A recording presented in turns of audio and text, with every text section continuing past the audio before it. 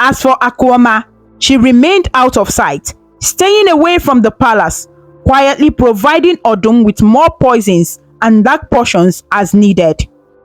Months passed under this terrible spell of misfortune. King Udo hovered between life and death, growing sicker by the day. Queen Nneka rarely left the chamber, as her mind was still clouded and her spirit was broken. The people of Ezioko were frightened, hungry, and full of sorrow. It seemed that the once peaceful kingdom had been abandoned by fortune. Many wondered if it would ever return to happy days again, or if Ezioko was doomed to wither away. While the kingdom suffered, Akoma could find no peace. She had gotten everything she thought she wanted: bags of gold and promises of power from Prince Odum, who secretly supplied her with riches to keep her loyal. She had a small house in a far corner of the kingdom where she stayed hidden. But every time Akoma tried to sleep, her conscience tormented her with terrible nightmares. Each night, when Akoma closed her eyes, the guilt in her heart took shape in her dreams. She dreamed of the heart of Ezioko glowing fiercely in the dark, burning her hands when she tried to hold it. She dreamed of the land of Ezioko cracking and breaking apart like a dry clay pot, and the cries of hungry children echoed in her ears. Often, she saw the face of baby Obinna in her sleep. He was crawling alone in a dark forest, wailing in fear and reaching out to her. But when Akoma tried to go to him, a wall of thorns rose up and she could not reach the child. In some nightmares, she saw the angry spirits of ancestors, tall and stern, pointing their fingers at her in judgment. They whispered, "What have you done? Return what you have stolen, or great sorrow will be yours." Akoma would jerk awake night after night, sweating and gasping, her heart hammering with fright. She could not escape the images.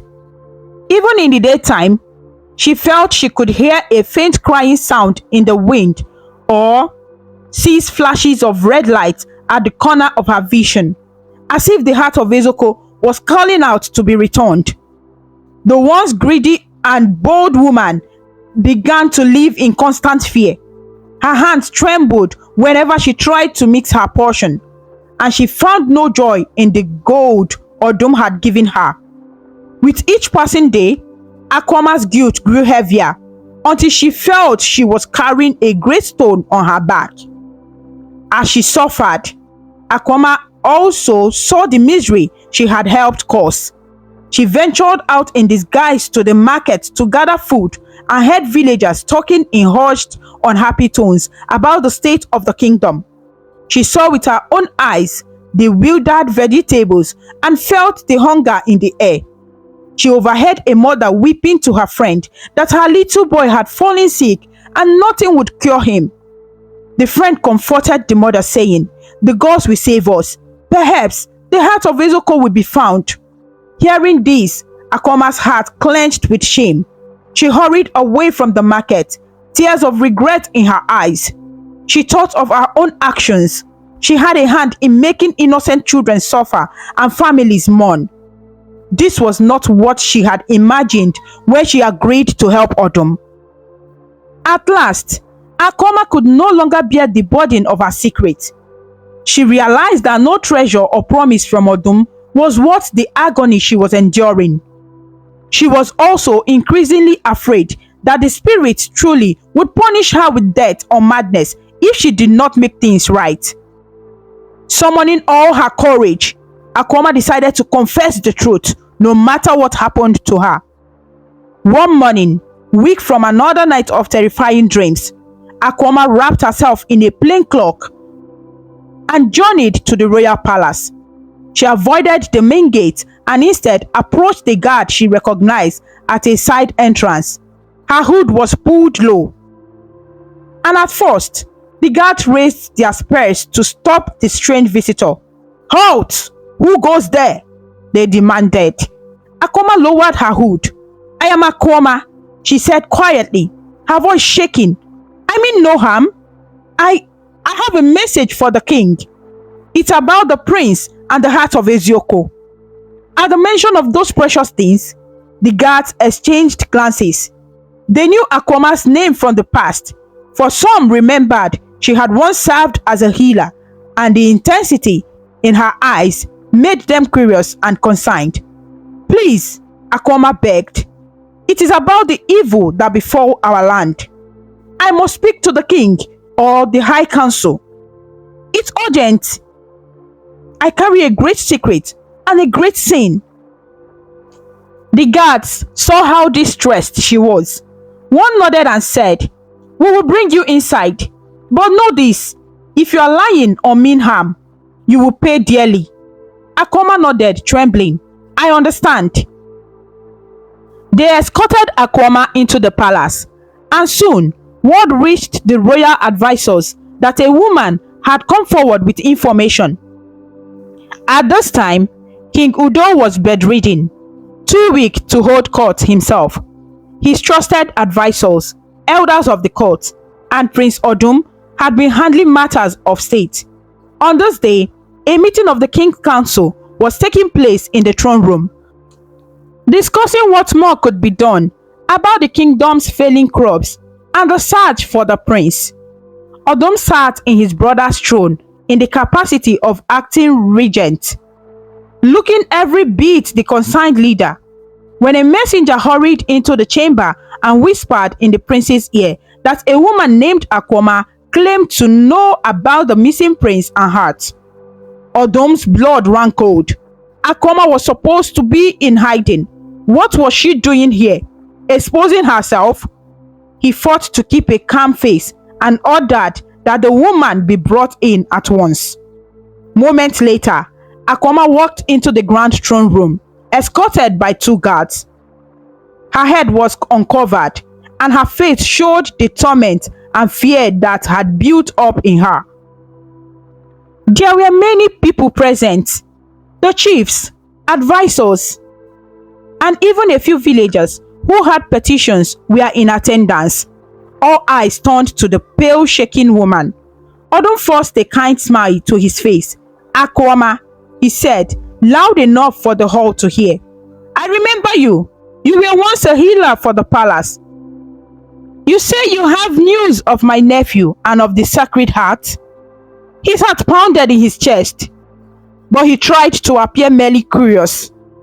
Akoma looked at Prince Odum, and for a moment, fear nearly made her bite her tongue. His gaze bore into her, and she knew he silently threatened her with his eyes. But then she recalled the nightmares, the voices of the ancestors in her sleep demanding the truth. She strengthened her back and spoke, her voice ringing clear, though tears gathered in her eyes. "My news is not just of the prince and the heart," Akoma said, her voice trembling. "It is of who took them and why." Immediately, the court broke into urgent whispers. Prince Odum's smile faltered ever so slightly. "Speak, woman," he commanded, no longer smiling. "If you know something, you must tell us. The whole kingdom yearns to know who did this terrible thing." Akoma took a deep breath, tears now spilling down her cheeks. "It was me," she confessed, bowing her head in shame. Gasp filled the room. Odum leaned forward on the throne, eyes widening, and a murmur of shock and confusion spread among the council members. "You?" one elder exclaimed in disbelief. "You stole the heart of Ezioko. You took the prince." Another advisor stood up, anger in his face. "Why would you do such a thing? Have you any idea what misery you have caused?" Akoma raised her hands pleadingly. I know. I have done a terrible, unforgivable thing, but I did not act alone." Her voice cracked. "I was helped. No, I was led by someone highly placed, someone you all trust." She pointed a shaking finger towards Prince Odum. "It was Prince Odum." He is the one who planned it all. For a heartbeat, silence gripped the hall as if everyone had forgotten to breathe. Then an uproar exploded. Some people shouted in protest, unwilling to believe that Prince Odum, the king's loyal brother, could be behind such crimes. Others looked at Odum in horror, as doubt and realization dawned on them. Odum himself went pale, then flushed with anger. He stood up sharply, knocking over the stool beside the throne. "Lies!"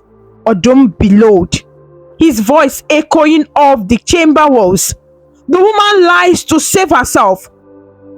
I say, how dare you accuse me, Akoma?" He tried to sound outraged, but there was a quiver of panic underneath his anger. "Guards, seize her for her wicked lies," he shouted. Two guards stepped forward uncertainly. They had heard Akoma's confession and were themselves stunned. Akoma cried out desperately, "I am not lying. I swear on my life, on my ancestors. I speak the truth." She pointed again at Odum, who was now slowly backing away toward a side door. "Prince Odum came to me and asked me to help him. He promised me gold and power if I helped steal the heart of Ezioko and kidnap the baby prince." The council had erupted again with exclamations. "Hey! Prince Odum! Could it be true?" Some whispered. "The gods forbid!" Others gasped. One of the king's advisors, an old wise man named Chief Ola, stood up and raised his hand for silence. He looked at Odum with sad, stern eyes. "Your Highness," he said to Odum, "if you are innocent, you will stand and face these accusations, not run from them." Odum realized he had taken a few steps towards the exit in his panic. He paused, straightening himself. "I am not running," he said, attempting to regain his composure. "But I will not stand here and listen to baseless accusations. This woman admits she's a criminal. Why trust anything she says? Perhaps our enemies bribed her to speak my name and sow discord in our royal family." Akoma shook her head fiercely.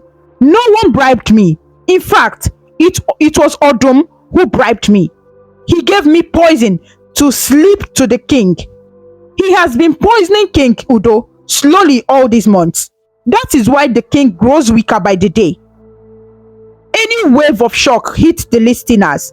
One of the palace healers, who was present, cried out, "That explains why none of our medicines had helped the king. If he was being poisoned, oh merciful heavens!" Odum's face contorted with rage and fear. "Enough of all these lies!" he roared.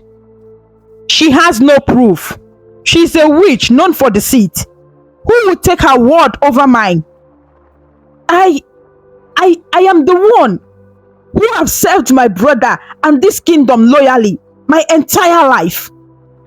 For a moment, the council hesitated. It was true that Odum had been known as a good man for so long, and Akoma had a questionable reputation. But then Akoma spoke again, more calmly this time, as if a weight was lifting from her now that she had begun to tell the truth. "If you need proof, search my house," she said. "There you will find the box of gold Prince Odum gave me as payment, and the palace guard uniforms he provided me to move freely that night. Also, ask the guards who were on duty the night the prince disappeared. Many of them fell into a strange sleep. I gave them a sleeping potion that Prince Obum obtained. And the queen's mind is flagged because I cast a spell on her under Prince Odum's orders. If you have wise priests, they can examine her and find traces of dark magic." Chief Ola gestured and said, "Guards, detain this woman gently and check into her claims at once." Odum's eyes widened as a few guards stepped forward to gently hold Akoma by the arms, so she wouldn't run, though she had no intention to. Some other guards rushed off immediately to search Akoma's house and to gather evidence as she suggested. At this time, King Udo himself appeared in the doorway of the throne room, supported by 2 servants. He had heard the shouting from his sick bed and insisted on coming to see what was happening. He looked gaunt and ill, but his presence commanded attention. The entire hall fell silent as the king's weak voice spoke. What is going on here?" he asked between labored breaths. Akoma's eyes filled with tears of shame and sorrow at the sight of the ailing king. She broke free from the guards, light hold, and fell to her knees before King Udo. "Your Majesty," she sobbed, "I have done you and our land a grievous wrong. It was I who stole your son and the Sacred Heart, and it was Prince Odum who betrayed you and guided my hand. He has been the author of all this tragedy." King Udo's eyes widened in disbelief and pain. He looked at Odum, his beloved younger brother, standing near the throne with a look of panic. "Odum," the king whispered, his voice filled with hurt. Is what she says true?" The king's heart was breaking. He wanted his brother to deny it, to reassure him that this was all a lie. Prince Odum opened his mouth to protest once more, but words failed him under his brother's gaze and the mounting evidence. Just then, one of the guards who had run to Akoma's house returned, holding a sack and some items. He bowed and announced, "Your Majesty, we searched the woman's house. We found a chest of gold coins marked with the royal seal that could only have come from the palace treasury. We found 2 palace guard cloaks hidden under her floorboards and several bottles of strange potions." And the guard held up a familiar object that glinted in the light. This was found as well, the golden key to the chamber of the heart. Prince Odum is the keeper of this key, and he reported it missing after the theft. It was wrapped in a cloth with the royal emblem in the woman's home. A collective gasp went up. All eyes turned to Prince Odum, who now looked truly frightened. He had not expected Akoma to keep incriminating evidence like the key, but in her haste and guilt, she must have hidden it and forgotten. Odum's mind raced. He realized the game was up. People's faces around the room changed from shock to anger and betrayal as they realized the truth. Murmurs rose. "How could you, Odum? He betrayed his own brother. All this suffering was because of greed." King Udo's leg nearly gave way as the horrible truth settled on him. If not for the servants supporting him, he might have fallen. His beloved brother, his best friend since childhood, had done this. The king's eyes filled with tears. "Odum, my brother, why?" he asked in a broken voice. Prince Odum had no answer except the truth of his own envy. But looking at his brother's face filled with sorrow, he felt a stab of remorse. For a moment, it looked like Odum might apologize. He opened and closed his mouth, words choking in his throat. But then, seeing the guards approaching to arrest him, Odum's survival instinct took over. With a sudden motion, he turned and sprinted toward a side door of the throne room, pushing over a guard in his way. "Stop him! Don't let him escape!" cried Chief Ola. The hall erupted into chaos. Guards rushed after Odum, but he was quick and knew the palace passages better than anyone. He dashed through a corridor and out into the courtyard, then leaped onto a horse tethered by the gates. It belonged to one of the nobles at court. Odum kicked the horse hard, and before the palace guards at the gate could react, he charged through the gate and galloped away down the main road, disappearing in a cloud of dust. Back in the throne room, King Udo sank to the floor, overcome with grief and exhaustion. Servants and healers rushed to the king's side to support him. The council was in an uproar, and the news spread quickly through the palace and out to the people. Prince Odum had betrayed the king and fled. The kingdom was shocked and heartbroken. Many could not believe that the once praiseworthy Prince Odum could commit such evil against his own family and land. Mothers held their sick children and wept, both angry at Odum and relieved that the truth was out at last.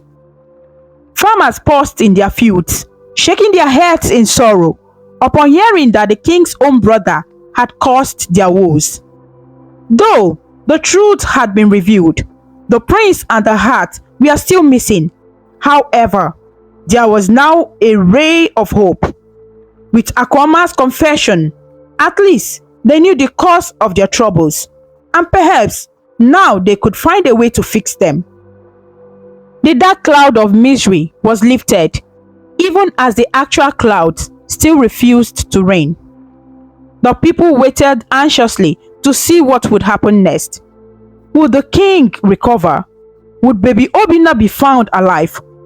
And would the sacred heart of Ezioko be returned to its rightful place? With the evil scheme laid bare, those still loyal to King Udo moved quickly to make things right. The first urgent task was to save the king's life. Now that they knew he had been poisoned, the royal healers sprang into action to find an antidote. Akwama, now remorseful and wanting to help undo the harm she caused, readily told the healers exactly what poison Prince Odum had been using. It was a rare toxin made from the leaves of a plant that grew deep in the forest. With this knowledge, the healers worked through the day and night to brew a powerful antidote potion.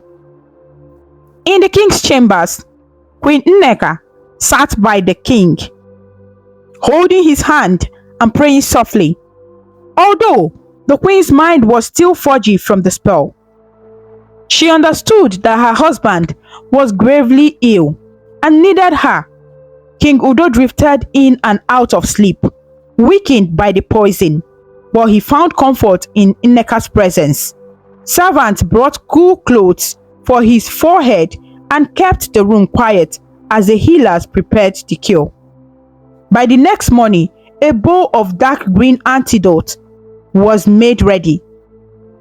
The head healer carefully spooned it into King Udo's mouth, while Queen and a few council elders watched with hope. The mixture tasted bitter, but King Udo swallowed it obediently, determined to live for the sake of his family and his kingdom. For a few hours, nothing seemed to happen, and everyone held their breath. Then, just after midday, King Udo opened his eyes fully for the first time in weeks. Nneka, he whispered, recognizing his wife. The cloud of sickness in his eyes seemed to be lifting. The queen gasped in relief and squeezed his hand gently. I'm here, my love, she said, tears of joy in her eyes. Slowly but surely, King Udo began to recover. With each passing hour, color returned to his face and his strength increased. The poison's grip on him was broken by the antidote. By the next day, he was able to sit up and drink water and rice porridge on his own. In a few more days, he could stand and walk short distances with help. The palace rejoiced quietly. Their king would live. Meanwhile, the palace priests and wise men focused on healing Queen Nneka from the dark spell that had stolen her memory. Akwama provided the ingredients for a counter spell potion and even helped prepare it as part of her penance.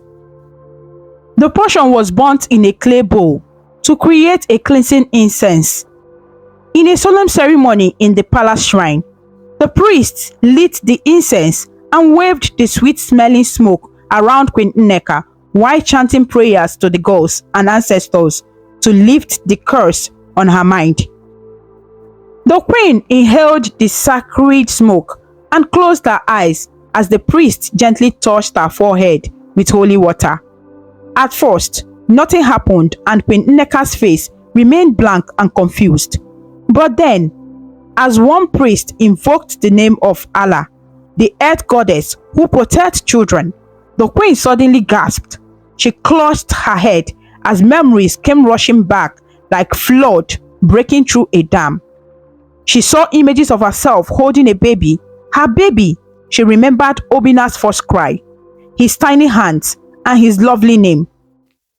Queen Nneka's eyes flew open and tears poured down her cheeks. "Obinna!" she cried out. "My son! Obinna! Where is my son?" The priest stepped back, relieved, mixing with pity in their expressions. The spell was broken, and the queen's memory had returned in full. But with that return came the pain and panic of knowing her child was missing.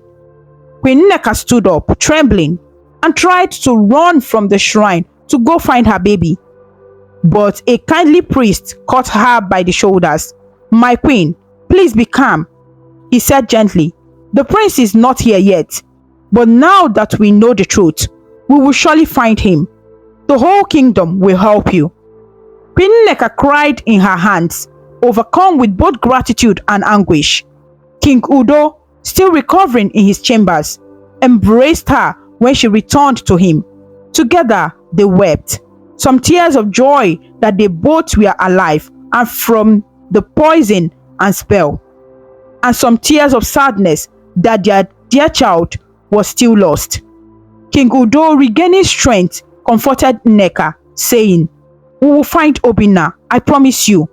We will not rest until our son is back in our arms." Queen Nneka nodded, wiping her tears and trying to be strong. "Yes," she agreed, her voice firm through her sorrows. "We must find our baby. He needs us." During this time, Prince Odum was still on the run. As soon as Odum fled the palace, King Udo, once was well enough to speak clearly, had ordered his best soldiers to track down his treacherous brother. Messengers on fast horses were sent to every corner of Ezioko and even to neighboring kingdom. The king's elite guards searched day and night. They followed horse tracks leading north out of the capital.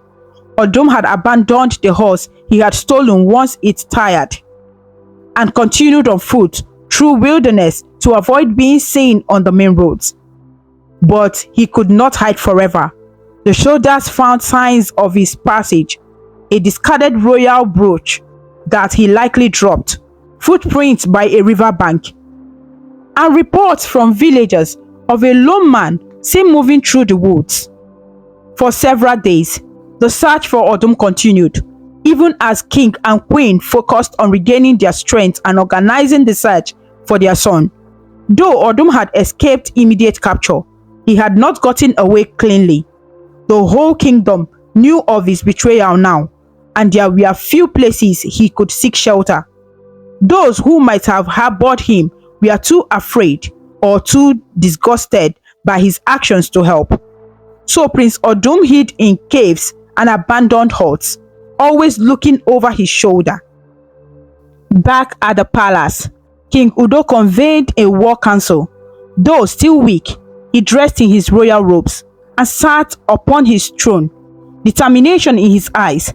He commanded that no effort be spared in finding Prince Obinna and the heart of Ezioko.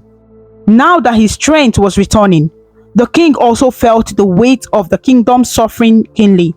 He knew that restoring the heart of its people was the only way to heal the land. With the treachery revealed, hope stirred among the people. Many volunteered to help in the search. Hunters skilled in tracking offered to comb the forest. Mothers who had lost their own children to illness lit candles and said prayers for the safe return of the little prince. Queen Nneka, once her mind was clear, insisted on joining the search parties. She refused to stay idle in the palace. Though King Udo was protective and worried about her, he understood a mother's heart would not rest. He agreed to let her join a small search group, escorted by trusted guards and one of the chief priests to go into the forest where they suspected Odum might have hidden the baby, with a fierce, unwavering love guiding her. Queen Nneka rode out from the palace on horseback, leading the charge to find her son. Hope began to bloom in Ezioko for the first time in many months.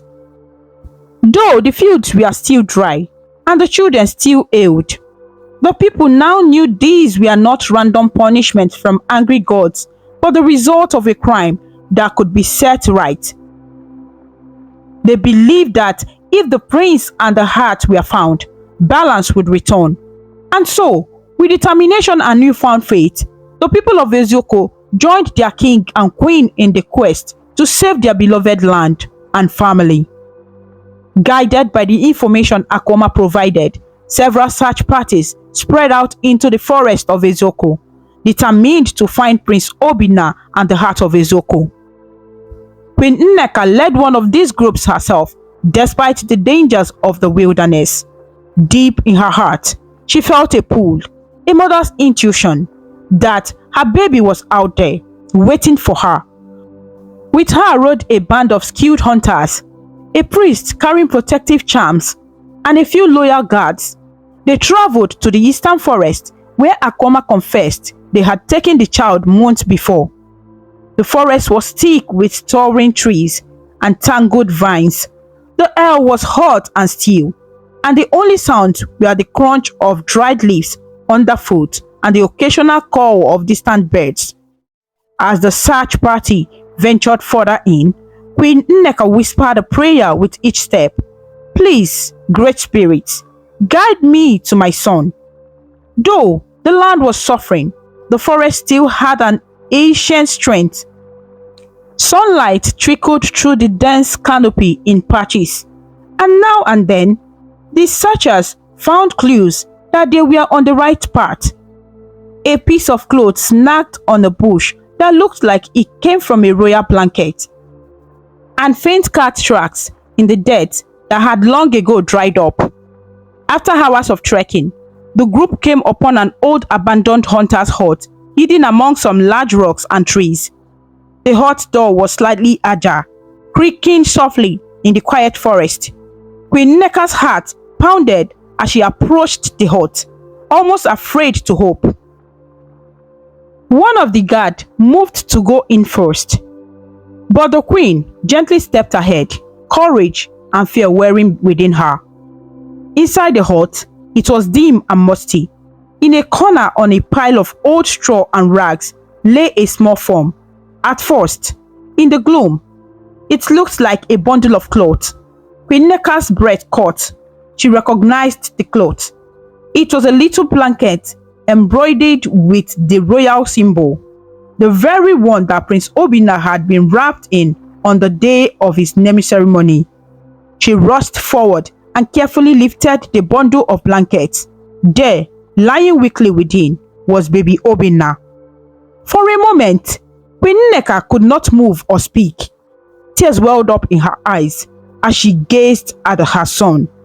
Obinna's face was thinner than she remembered, and his skin was pale. He looked up at his mother with big, tired eyes that held a glimmer of recognition. It was as if he sensed that the loving arms holding him were something he had missed and longed for. The baby was too weak to cry loudly, but he made a small whimpering sound and moved his little hand slightly, touching Queen Nneka's arms. "My baby, my precious child," Queen Nneka sobbed, holding Obinna close to her chest. Her tears fell onto the baby's face, and the child gave a soft cry, perhaps feeling his mother's warm tears. The guards and hunters with her cheered quietly in relief and joy. Some turned away to hide their own tears at the moving sight of the mother and child reunion. Queen Nneka rocked Obinna gently, kissing his forehead again and again. "Obinna, my son, you are safe now. Mommy is here," she whispered over and over. The baby made a soft coo, a faint but sweet sound, and closed his eyes, nestling into his mother's embrace.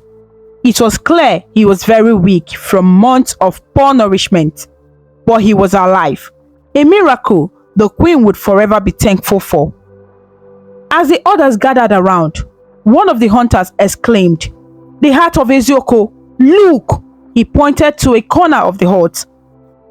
On a cloth spread on the ground lay the glowing red stone, the heart of Ezioko, exactly as Akuoma had described where they hid it. However, unlike the warm glow it once had in the palace, the stone now looked dull and barely shimmering, as if it too had gone weak while separated from its rightful place. A guard carefully picked it up, wrapping it in the cloth. "We must return this to the king at once," he said. Everybody nodded in agreement. With Prince Obina's safety in her arms and the heart of Ezioko recovered, Queen Nneka and the search party hurried back through the forest towards the palace. Word spread ahead of them by messenger. The prince is found alive. Villagers along the way saw the queen riding with a bundle in her arms and realized what had happened. They started jubilating with joy and clapping. Some ran to ring the big bronze bell in the village square to signal good news. By the time the queen reached the palace gates, a crowd had gathered, anxious to see the little prince and the Sacred Heart's return. King Udo, still regaining strength but unwilling to stay in bed any longer, came out to meet them in the palace courtyard. When Queen Nneka dismounted from her horse, cradling their child, the king's eyes filled with tears of happiness. He hurried forward, arms outstretched. Queen Nneka gently placed baby Obinna into Udo's arms. The king wept openly, pressing his cheek against the baby's soft face. "Obinna, my son, my heart," he whispered, remembering the meaning of the name. The baby opened his eyes at the sound of the familiar voice and managed a tiny smile, as if he too felt the joy of being home. King Udo embraced Queen Nneka and Obinna together, and the three of them held each other in a tight, loving circle. The people in the courtyard cheered and cried tears of delight at the reunion of the royal family. The sorrow that had hung in the air was suddenly lifted, replaced by collective relief and joy. Some villagers played drums and flutes, striking up spontaneous music of celebration.